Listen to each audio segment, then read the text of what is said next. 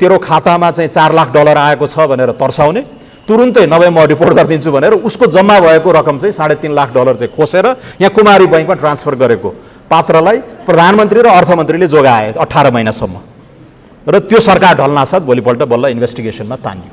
हैन, यस्तो खालको यो हक्काहक्की संरक्षण गर्ने किन भइरहेको छ भन्दा यो इलेक्सन फाइनान्सिङको लागि पैसा यिनीहरूले नै जुटाइदिँदा रहेछन्। यो इन्भेस्टिगेसनमा चुर्लोमै डुबेर हैन सरकारहरू ढलुन्, मन्त्रीहरूको राजीनामा आओस् र योबाट त्रास समाजमा त्रास सिर्जना गर्न सक्न पर्यो। हैन, शक्ति पृथकीकरण पनि खलबलियो। अब बालवाला प्रधान न्यायाधीशले क्याबिनेटमा भाग माग्ने र चोलेन्द्र जस्तो महाभ्रष्ट मान्छेलाई हामीले चाहिँ सम्मान गर्नुपर्ने, पुज्नुपर्ने, हैन, सम्माननीय प्रधान न्यायाधीश भनेर बोल्नुपर्ने, धैर्यतापूर्वक बसिदिनु भयो। समय घर्किसकेको छ। म छोटो गराउने कोसिस गरौँला।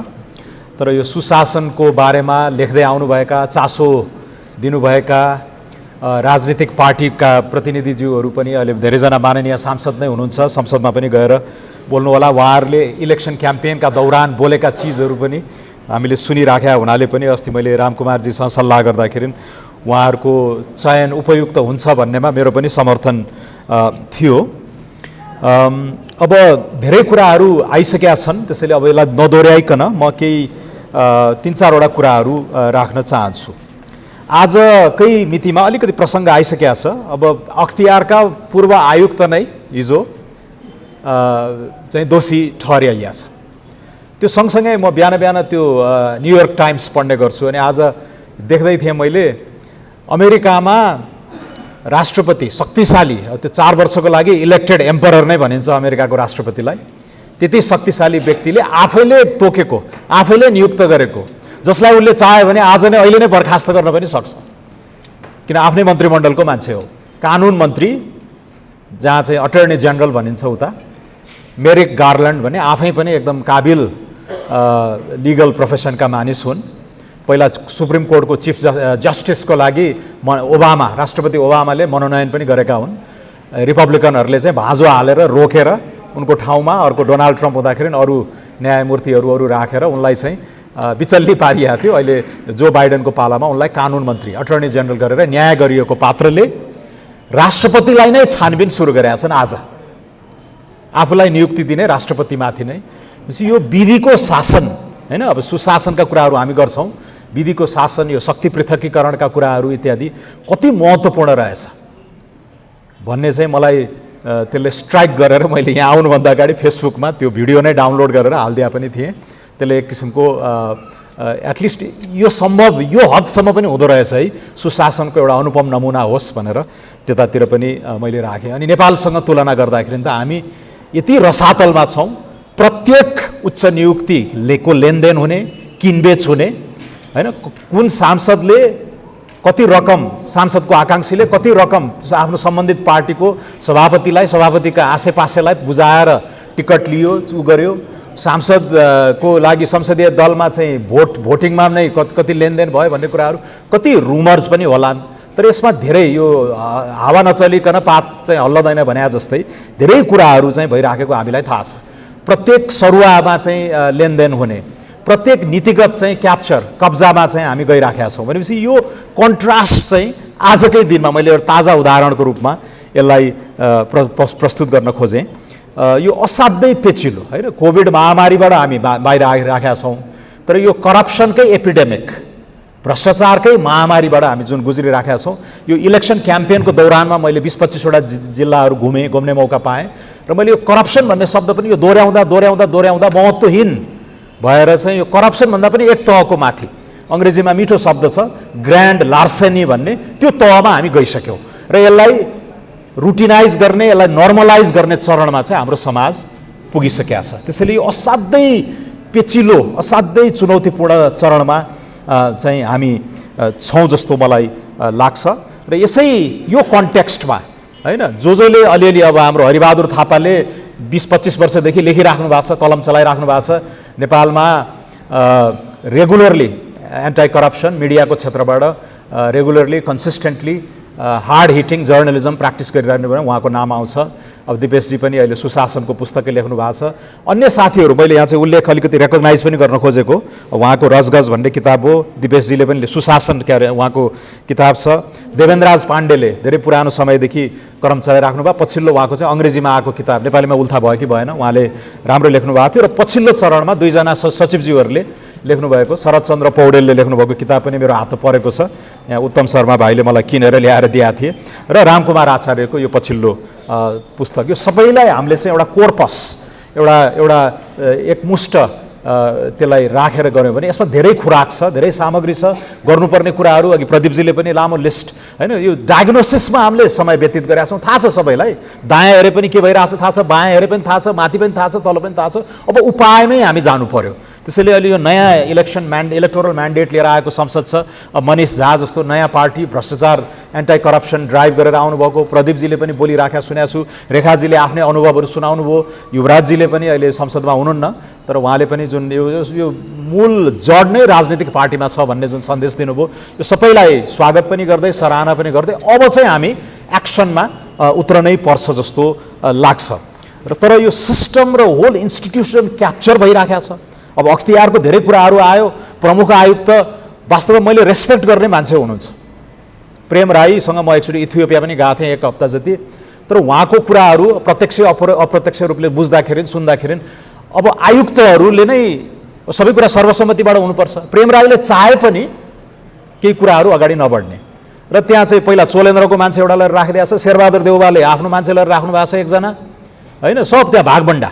अहिले वेबसाइटमा मैले हेरेँ यहाँ आउनुभन्दा अगाडि अख्तियारका, प्रेम राई त थाहा थियो, आयुक्तहरू को रहेछन् भनेको सबै सिधै राजनीतिक भागभण्डाको आधारमा नेताहरूलाई प्रोटेक्ट गर्नकै लागि त्यहाँ लगेर राखिया छ। भनेपछि यो अख्तियारबाट के आश गर्ने हामीले होइन?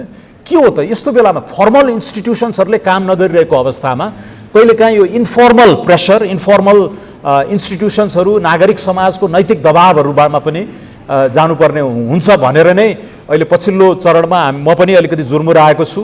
करिब एउटा अक्षय कोष खडा गरेर 25 लाखको चाहिँ इन्भेस्टिगेटिभ रिपोर्टिङको प्राइज हरेक वर्ष अनन्तकालसम्म लागू हुने गरेर त्यसको पहल लगभग सार्थक हुने अवस्थामा पुगेको छ। डिसेम्बर 9 भनेको चाहिँ इन्टरनेसनल एन्टी करप्सन डे पनि रहेछ। त्यो दिन चाहिँ यसलाई यो 50,000 1 लाखको प्राइज दिएर दोसल्ला उडाइदिएर त्यो आयोजकै चाहिँ बढाइ चढाइ हुने, हर्ष बढाइ हुने खालका कार्यक्रमबाट यो केही खोस्रिन पनि सकेनौँ हामीले भनेर यस्तो प्राइज राखौँ जसले चाहिँ रियल हरिबहादुर थापा जस्ता उहाँका अनुयायी जस्ताहरूलाई चाहिँ यो यो यो यो खोतल्नलाई, यो इन्भेस्टिगेसनमा चुर्लुमै डुबेर होइन, सरकारहरू ढलुन्, मन्त्रीहरूको राजीनामा आओस् र योबाट त्रास, समाजमा त्रास सिर्जना गर्न सक्नु पर्यो।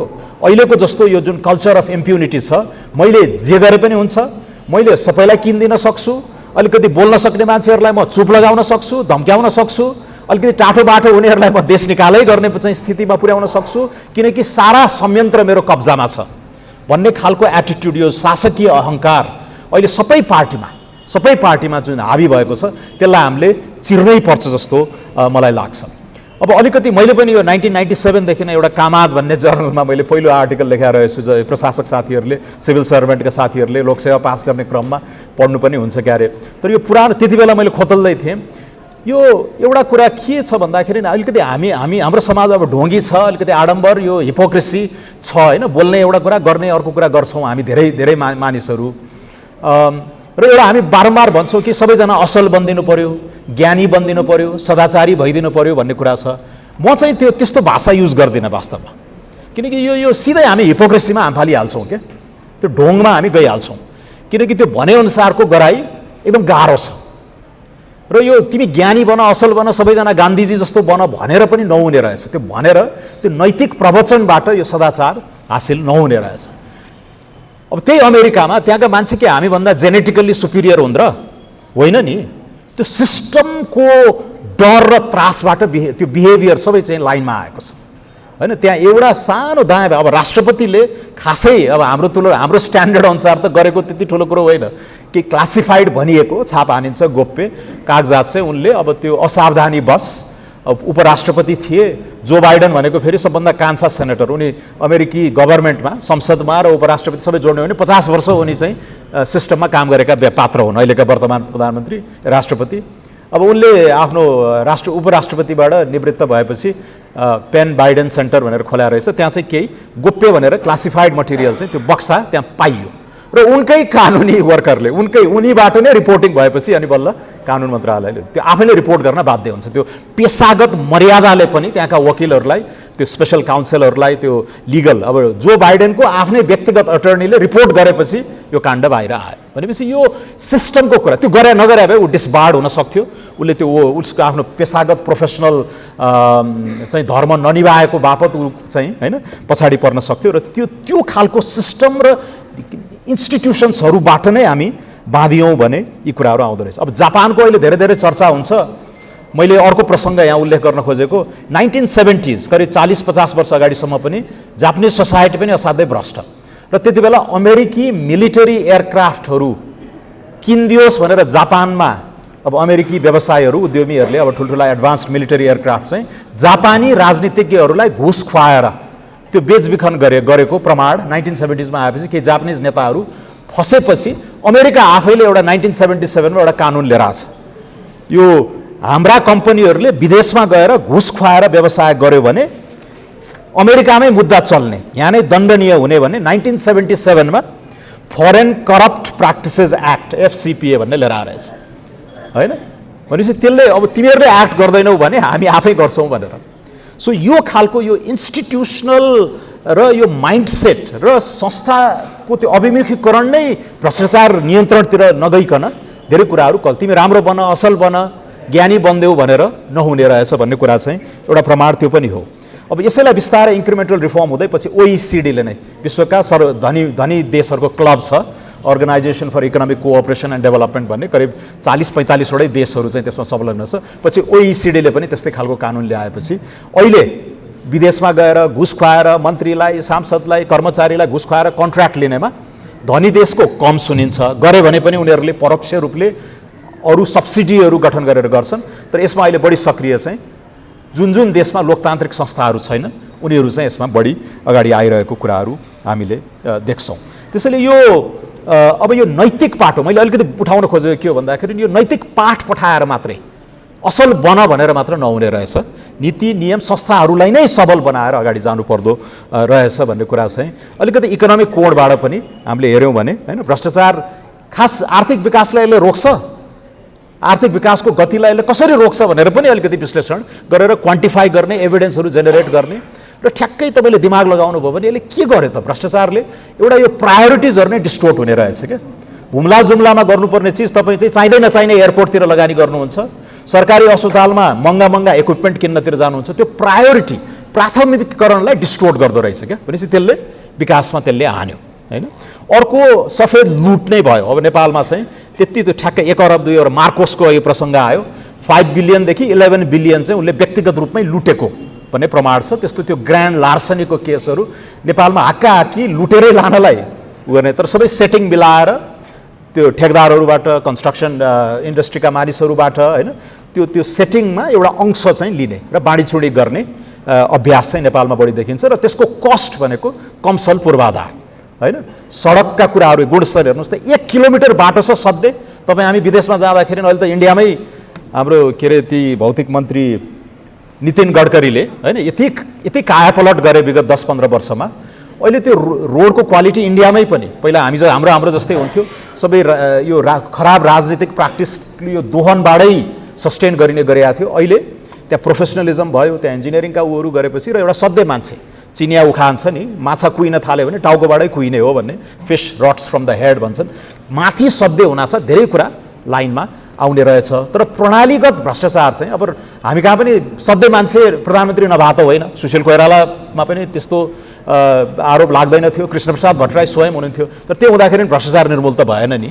त्यसैले यो प्रणालीगत एउटा इकोसिस्टमकै कुराहरू पनि आउने रहेछन् जस्तो मलाई लाग्छ। अब 16वटा कारणको बारेमा रामकुमार आचार्यजीले राख्नु भएको छ किताबमा।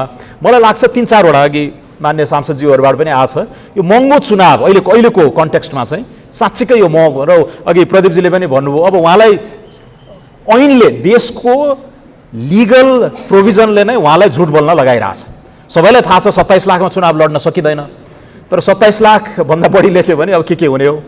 भनेपछि यो कहिलेकाहीँ मलाई अर्को एकजना व्यवसायीले पनि भनेको थियो आयकर ऐनको दफा 24ले मलाई भ्रष्ट बनाउन बाध्य बनाउँछ डाक्टर साहब भनेको एकदम प्रतिष्ठित उनले। अनि पछि गएर पल्टाएर हेरेँ मैले, कानुन नै तपाईँको यस्तो छ कि यो अनरिजनेबल लजहरूले पनि, म पनि अहिले प्रोफेसनल मान्छे होइन, सकेसम्म ममा आएको आयहरू आफै डिक्लेयर गरेर मैले मजाले लुकाउन सक्ने आम्दानी पनि म आफै एक्लै छु, कुनै संस्थासँग त्यस्तो मेरो जागिर छैन अहिले होइन, आबद्ध भएका संस्थाहरूमा पनि मैले प्रो बोनो सित्तैमा काम गरिरहेको छु।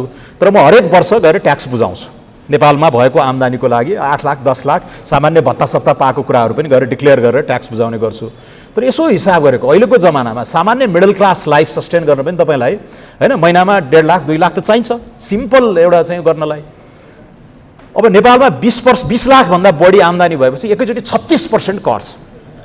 भनेपछि तपाईँलाई के एउटा प्रोफेसनल्ली क्लिन म ट्याक्स बुझाएर म नेपालमा रहेर काम गर्न चाहन्छु भन्नुभयो भने लगभग हामीहरू जतिको प्रोफेसनल मान्छेलाई अब लगभग असम्भव छ होइन। 50 त्यो 36-40% कर तपाईँ बुझाउनुहुन्छ र त्यो कहाँ गइराखेको छ तपाईँहरू हामी दायाँ बायाँ देखिराखेका छौँ होइन।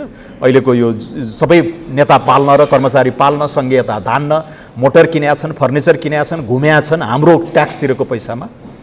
त्यसैले यो सबै कुराहरू कहिलेकाहीँ यो गुड लज र ब्याड लजका कुरा गर्छौँ नि हामीले, यो ब्याड लजले पनि मान्छेलाई, राम्रो मान्छे सधैँ मान्छेलाई पनि भ्रष्ट बनाइरहेको चाहिँ हुन्छ। अब त्यो कर छल्ने उत्प्रेरणा भयो नि, अब कि म नेपालमै बस्न भएन, नेपालमै बसेर आफ्नो दुःख गरेर रगत पसिना घोटेर कमाएको त्यही 25-30 लाख रकममा 40% म चाहिँ एउटा भ्रष्ट संयन्त्रमा बुझाउँदैछु।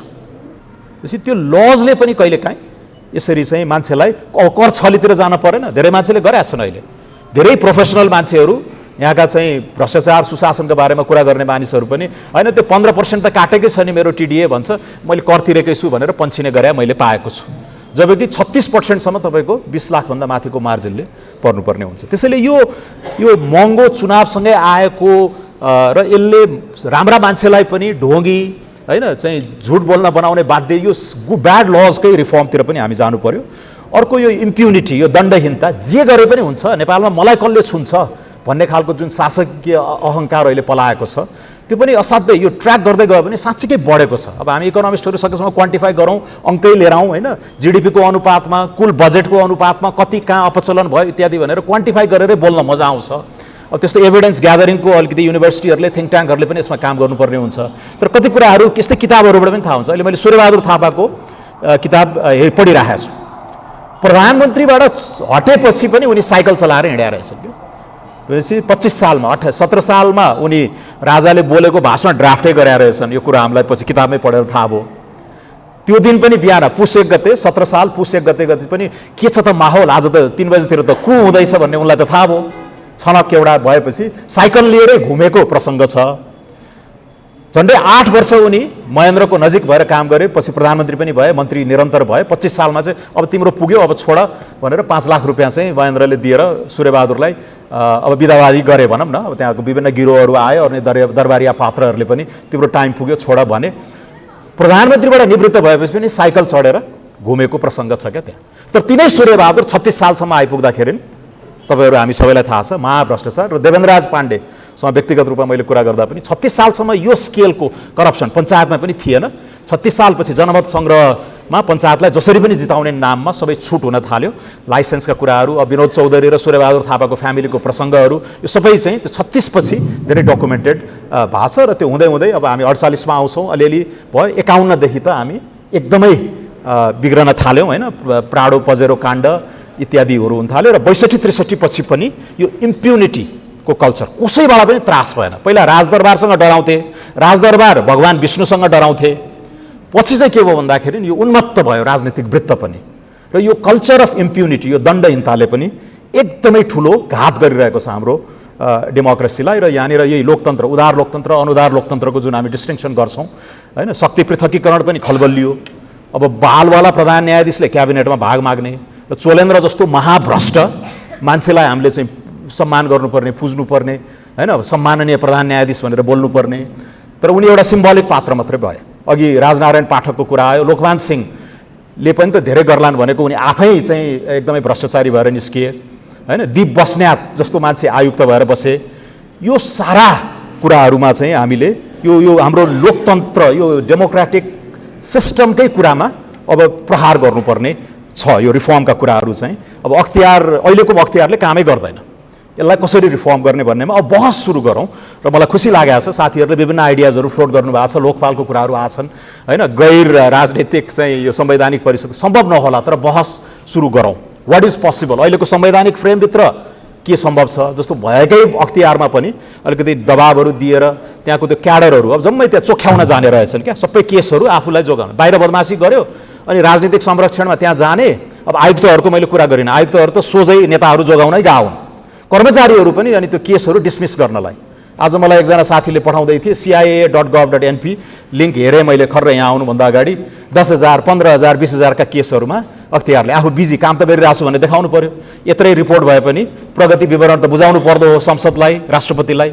यो कर्मकाण्डी यस्तो पावरफुल कन्स्टिट्युसनल बडिजहरू पनि टोटल क्याप्चरमा गयो क्या, त्यसैले शक्ति पृथकीकरण हामी कहाँ हुँदै भएन। रुल अफ लको त मैले भनिहालेँ, प्रधानमन्त्री ठुल्ठुला नेता त छोड्दै उहाँका आसेपासेहरू पनि हामीलाई कसले छुने हेरौँ भन्ने खालको त्यो खालको अहङ्कार अहिले जुन हाबी भएको छ त्यसमा हामीले गर्नु पर्यो। अर्को चाहिँ फाइनल यो सामाजिक चेतनै पनि होइन, भ्रष्टको छोरी नै बिहा गर्नुपर्ने भन्ने एउटा चाहिँ सामाजिक बिम्ब आएको थियो नि अस्ति नै अगाडि। यस्तै अब हामीले इन्डाइरेक्टली अघि मनिषले भने जस्तै, मनिषजीले भने जस्तै सांसद छ, यत्रो सचिव भइसक्यो, खै घर बनाएको भनेर। सुशील कोइरालाको पालाको एउटा प्रसङ्ग छ क्या, एकजना नाम बिर्सेँ मैले, पाण्डे थरका सचिव हुनुहुन्थ्यो, सचिव भइसक्यो अनि त्यसलाई उहाँलाई केही एउटा नियुक्ति गर्ने कुरा हुँदाखेरि चाहिँ होइन ती मान्छे त सचिव भएर पनि अहिलेसम्म काठमाडौँमा घर छैन रे, सुशील दाईलाई फेरि यस्तै मनपर्ने, अनि उनलाई नै नियुक्ति गर्नु पर्यो भनेर त्यो गरिबी निवारणमा नियुक्त गरायो भन्ने प्रसङ्ग आएको थियो, युवराज पाण्डे। अर्को प्रसङ्ग पनि सुशील कोइरालाकै पालामा, अब लीलामणि पौडेल त्यति बेलाका मुख्य सचिव, इन्टिग्रिटीको मामिलामा बालुवाटार काण्डमा उहाँको नाम आयो, तर व्यक्तिगत रूपमा उहाँले बदमासी गर्नुभयो जस्तो मलाई लाग्दैन। तर जेनरली क्लिन कम्पिटेन्ट भनेर चिनिएको मान्छे, तर उहाँ लेफ्ट ओरिएन्टेड हो, माओवादीको नियुक्तिमा चीनमा राजदूत पनि हुनुभयो। सुशील कोइरालालाई दबाब आयो कि यो मान्छेले तपाईँको मान्छे होइन यसलाई हटाउनुपर्छ भन्दा होइन हरेक दिन एउटा कोट लाएर एउटै कोट लाएर आउँछ यो मान्छे ठिकै छ भनेपछि यो कहिलेकाहीँ त्यो सामाजिक एक्सपेक्टेसन के त्यो लेभलमा कस्तो प्रभाव त पारेको रहेछ नि त नेताकै लेभलमा। त्यसैले यो सोसाइटल एक्सपेक्टेसन्सहरूलाई यसलाई सोलो डोलो, अब अङ्ग्रेजीमा भन्नुपर्दा सोसल केपेबिलिटी भनौँ, तर यो कुराहरू पनि असाध्यै इम्पोर्टेन्ट छ। यहाँ एटिकेटका कुराहरू, सिभिक लेसन्सका कुराहरू, कर्मचारीकै क्यापेसिटी, अघि रामकुमारजीले नै राख्नुभयो क्यारे। अब यो प्रोक्योरमेन्ट $1 बिलियन हाइड्रो पावरको डिल गर्नु पर्यो विदेशीहरूसँग, नेपाल सरकारमा कोही पनि छैन त्यो योग्य मान्छे, बाहिरबाटै लिएर आउनुपर्छ कन्सल्टेन्टहरू, त्यो यो कम्पिटेन्स पनि छैन क्या। अनि त्यसपछि अनि उनीहरूले नै लिएर आएर ड्राफ्ट गरिदिएको कुराहरू। रामेश्वर खनालले राजीनामा किन दिनुभयो भन्दा बजेट नै चाहिँ अर्थमन्त्रीको निवासमा वा अर्को व्यापारीकै निवासमा चाहिँ बजेट ड्राफ्ट हुन थालेपछि उहाँले गर्नुभयो होइन। कति यस्तो कुराहरू, यो पोलिसी क्याप्चरको कुराहरू त टेक्निकल विषयहरूमा त जो सम्बन्धित पात्र हो जसले लाभ लिने हो उसले नै ड्राफ्ट गरेर दिइदिन्छ। अनि त्यो यो ठिक छैन भनेर प्रतिवाद गर्न सक्ने, डायलग गर्न सक्नेहरूलाई अब अफिस आवरभन्दा बाहिर गएर किनिन्छ, बेचिन्छ, प्रलोभनमा पारिन्छ। त्यो खालको मोरल अथोरिटी, एकाडेमिक अथोरिटी हाम्रो कर्मचारी प्रशासनमा छैन, अब रहेन होइन। त्यसैले यी कुराहरू पनि बढाउँदै जानुपर्छ जस्तो मलाई लाग्छ। अब उपायमा धेरै कुराहरू आइसकेका छन्, किताबमा पनि छन्, तर डिजिटलाइजेसन अघि प्रदीपजीले भन्नुभयो, आई थिङ्क द्याट्स वान कि क्वाइटली हामीले हल्ला नगरिकन यो बिचौलिया राज अन्त गर्ने चाहिँ अब सबै कुरा एपबाट सबै कुरा डिजिटलाइज गरेपछि यो अवसर नै नदिने क्या, यो चलखेलको अवसर नै नदिने चाहिँ टेक्नोलोजीले अहिले ट्रायम्फ अफ द नर्ड्स भनिन्थ्यो अमेरिकातिर होइन। यो बाक्लो चस्मा लाउने, कसैले नपत्याएका, अनक्यारिस्मेटिक, अनग्ल्यामरस पोजिसन भएकाहरूले नै आफ्नो बुद्धि लगाएर सिस्टममा चाहिँ विजय प्राप्त गरेका उदाहरणहरू धेरै छन्। त्यसैले यो टेक्निकल कुराहरू यो नेताहरूले पनि त्यति बुझ्दैनन्, कर्मचारीहरूले पनि पेल्ने गरेर त्यस्तो लागि चाहिँ 1-2टा रिफर्म च्याम्पियन्सहरू चाहिन्छ। 5-10 जना सांसदहरू र 2-4वटा काबिल मन्त्रीहरू भइदियो भने उनीहरूले त इनिसिएट गर्न पाए नि, त्यो प्राधिकार छ भनेपछि यो डिजिटलाइजेसनको माध्यमबाट धेरै कुरा क्लिनअप गर्न सकिन्छ जस्तो मलाई लाग्छ। अर्को इन्स्टिट्युसनल, यो पेनफुल दुःखदायी इन्स्टिट्युसनल रिफर्म, सर्टकट फेरि छैन है धेरै कुराहरूको, यो लङ स्लग नै हो, यसमा चाहिँ लाग्नै पर्छ र यो पोलिटिकल विलका कुराहरू यसमा ड्राइभ गर्नु पर्यो। यसको लागि जनदबाब, नागरिक समाज, इन्भेस्टिगेटिभ रिपोर्टिङ, एटलिस्ट लज्जित त बनाउन सक्यौ न होइन। ठाडो शिर लिएर भ्रष्टले चाहिँ ठाडो शिर लिएर पत्रिकामा नाम आइरहेछ भने त्यो खुला समाजमा चाहिँ हिँड्न नसक्ने खालको वातावरण, त्यो नेमिङ एन्ड सेमिङले पनि पावरफुल हुन्छ क्या। त्यसैले त्यतातिर पनि हामी जानुपर्छ। अब विगत 5-7 1-2 वर्षमै पनि हामीले 3-4 वर्ष भनौँ न, कोभिडकै बेलादेखि धेरै कुराहरू आइराखेका छन् हैन। अब यो आज हिजो न्युज आयो एउटा जगदम्बा ग्रुपबाट 45 करोड ट्रान्सफर गरिएको एकजना बिचौलिया भनेर चिनिएका पात्रलाई जगदम्बा ग्रुपको अडिटिङ गर्दाखेरि त्यो 45 करोड कहाँ गयो थाहा छैन। त्यो सम्बन्धित पात्रको खाता पनि त्यो 50 लाखको ओडीमा 65 करोडसम्मको चाहिँ रकम ट्रान्सफर भइरहेको, तर उनी संरक्षित थिए।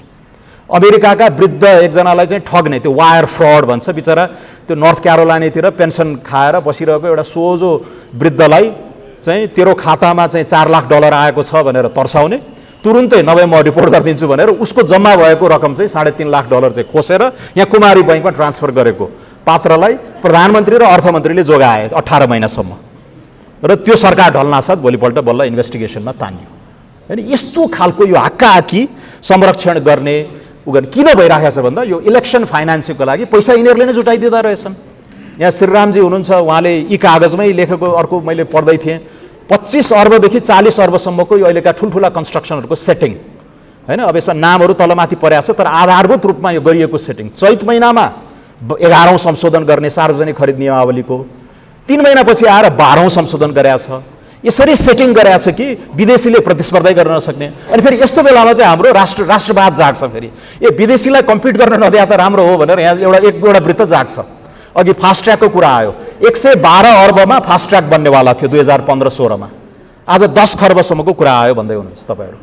आर्मीलाई दियो, ओहो राष्ट्रवाद भयो, आर्मीलाई दियो नि त, नेपाली सेना हाम्रो सेनाले बनाउँदैछ भन्यो, त्यहाँ जस्तो ब्रह्मलुट हैन। 112 अर्बको झन्डै 10 गुणाको प्रोजेक्ट बन्यो। यसको लागि जिम्मेवार को? अब अहिले यो भौतिकको सेटिङमा पनि त्यही देखियो नि, विदेशीलाई बहिष्कृत गर्ने 5 अरबभन्दा माथिको प्रोजेक्टमा भनेपछि, अनि प्याकेजहरूलाई 5 अरबभन्दा मुनि राख्ने, 9 अरबको प्याकेज अब धुलीखेल सूर्य विनायकको रोडलाई चाहिँ टुक्र्याएर 4.5 अर्ब, ताकि विदेशीले आएर बिड गर्न नपाउने, अनि नेपाली माझ चाहिँ जम्मा 5 कि 6 जना ठेकदार मात्रै योग्य हुने गरेर नियमावली चेन्ज गरिएको छ। अनि त्यो 5-6 जनाले त्यो मिलिजुली तैँले यहाँ हाल मैले यहाँ हाल्छु भन्ने, त्यो कम्पिटिसन भएको भए 5-6 अर्ब राज्यले लाभ लिने, त्यो सेभिङ्स राज्यले पाउने सेभिङ्स चाहिँ अनि नेता कर्मचारी यो सेटिङमा संलग्न सबैले बाँडीछुडी गर्ने।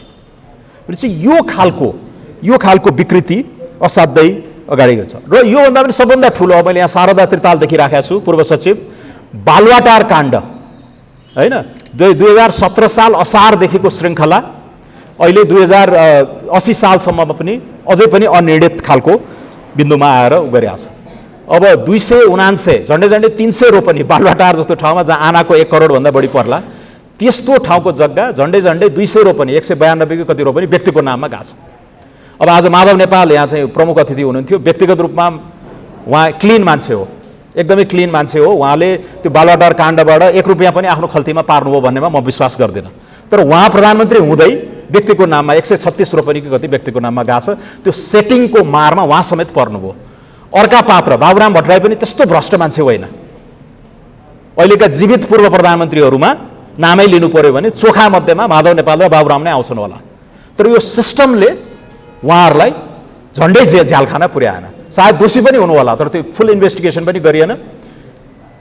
यी कुराहरू चाहिँ आएका छन् भनेपछि यो सबै यो कहिलेकाहीँ अब यहाँ अघि शरदचन्द्र पौडेलको मैले नाम लिएँ, उहाँ पनि एकदम राम्रो सचिव भनेर चिनिएको पात्र ब्युरोक्रेसीमा, नागरिक समाजमा, उहाँलाई नै अख्तियारमा मुद्दा लाग्यो र तर उहाँले पछि नाम क्लियर पनि गर्नुभयो र अहिले ठुलो भ्रष्टाचार नामक किताब पनि राम्रोसित लेख्नु भएको छ, कन्ट्रिब्युट गर्नुभएको छ। यो पछिल्ला 2-3 वर्षका घटनाहरू मात्रै हैन, यति छन् भनेपछि यिनीहरूमा अनि सुन्ने, एक कानबाट सुन्ने, लेख्ने, गरेछ बजाएछ भन्ने अनि छोडिदिने, यो सामाजिक उन्मुक्ति पनि असाध्यै ठुलो एपिडेमिकको रूपमा भइरहेको छ जस्तो मलाई लाग्छ।